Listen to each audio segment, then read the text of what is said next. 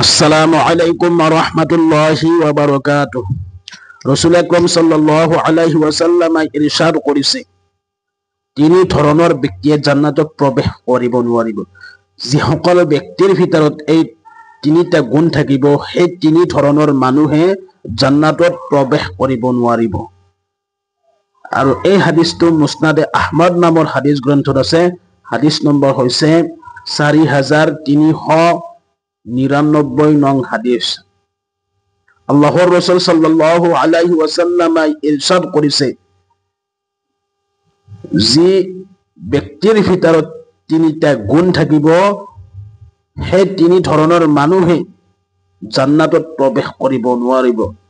ইয়াৰ ভিতৰত এক নম্বৰটো গুণ হৈছে মদ পান কৰাৰ সংগী জান্নাতত প্ৰৱেশ কৰিব নোৱাৰিব। দুই নম্বৰ, আত্মীয়তাৰ সম্পৰ্ক নষ্ট কৰোতা ব্যক্তিয়ে জান্নাতত প্ৰৱেশ কৰিব নোৱাৰিব। তিনি নম্বৰ, যাদুক বিশ্বাস কৰোতা ব্যক্তি জান্নাতত প্ৰৱেশ কৰিব নোৱাৰিব। সেয়েহে আমি প্ৰত্যেকজন মুছলমানে এই তিনিটা বস্তুৰ পৰাই আমি বিৰত থকাটো অত্যন্ত জৰুৰী হয়। কিয়নো আল্লাহৰ নবী ফৰমাইছে, যি ব্যক্তিৰ ভিতৰত এই তিনিটা গুণ থাকিব, অৰ্থাৎ তিনি ধৰণৰ মানুহে জান্নাতত প্ৰৱেশ কৰিব নোৱাৰিব। এক নম্বৰ হৈছে মদ পান কৰাৰ সংগী। যিসকল ব্যক্তিয়ে মদ পান কৰে আৰু সেই মদ পান কৰোতা ব্যক্তিসকলৰ লগত যিসকলে সংগী হয়, সেইসকল ব্যক্তিও জান্নাতত প্ৰৱেশ কৰিব নোৱাৰিব।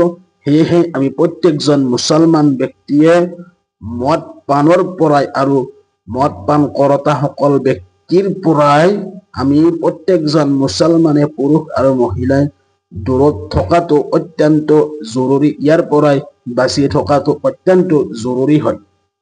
দুই নম্বৰ হৈছে আত্মীয়তাৰ সম্পৰ্ক নষ্ট কৰোতা ব্যক্তি জান্নাতত প্ৰৱেশ কৰিব নোৱাৰে। সেয়েহে আমি প্ৰত্যেকজন মুছলমান পুৰুষ আৰু মহিলাই আমি আত্মীয়তাৰ সম্পৰ্কবিলাক বজাই ৰাখিম। আত্মীয়তাৰ সম্পৰ্ক কেতিয়াও আমি নষ্ট নকৰোঁ, ভংগ নকৰোঁ। আমি সদায় আত্মীয়তাৰ সন্মান, আত্মীয়তাৰ লগত সম্পৰ্ক গঢ়ি তুলিম ভালদৰে। তেওঁলোকৰ লগত সদায় খা খবৰ ৰাখিম, তেওঁলোকৰ লগত ভাল কথা ব্যৱহাৰ কৰিম, তেওঁলোকক ভাল কথা আদেশ কৰিম আৰু তেওঁলোকৰ লগত ভাল সম্পৰ্ক গঢ়ি তোলাৰ চেষ্টা কৰিম। আত্মীয়তাৰ লগত ভাল সম্পৰ্ক গঢ়ি তোলাৰ চেষ্টা কৰিম ইনশাআল্লাহ। আৰু যিসকল ব্যক্তিয়ে, তিনি নম্বৰটো হৈছে যিসকল ব্যক্তিয়ে যাদুক বিশ্বাস কৰে, সেইসকল ব্যক্তিও জান্নাতত প্ৰৱেশ কৰিব নোৱাৰে। সেয়েহে আমি প্ৰত্যেকজন পুৰুষ আৰু মহিলাই এই যাদুক বিশ্বাস কৰাৰ পৰাই আমি বিৰত থাকিব লাগে। কাৰণ যদি আমি যাদুক বিশ্বাস কৰোঁ, তেনেহ'লে এইটো শিৰক হৈ যাব। একমাত্ৰ আমি বিশ্বাস কাৰণেৱালাৰ মালিক হৈছে আল্লাহ। আল্লাহে সকলো কৰিব পাৰে। বেমাৰ আজাৰৰ পৰা যত যিমান যাৱতীয় পেৰিচানি আছে, এই সকলোবোৰ আমি মানুহে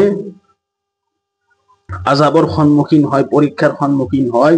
আল্লাহ তাবাৰাক তাআলাই মানুহৰ ওপৰত এইবিলাক আজাব, এইবিলাক পৰীক্ষাৰ সন্মুখীন কৰায়। সেয়েহে সেইজন আল্লাহৰ ওপৰত আমি একমাত্ৰ বিশ্বাস ৰাখিব লাগিব। যিজন আল্লাহে কুল কায়নাতক চলাই আছে, যিজন আল্লাহে এই পৃথিৱী সৃষ্টি কৰিছে, যিজন আল্লাহে আপোনাক মোক সৃষ্টি কৰিছে, যিজন আল্লাহে পাহাৰ পৰ্বত, গছ গছনি, সাগৰ নদী এই সকলোবোৰ বনাইছে, সেইজন আল্লাহক আমি বিশ্বাস কৰিম।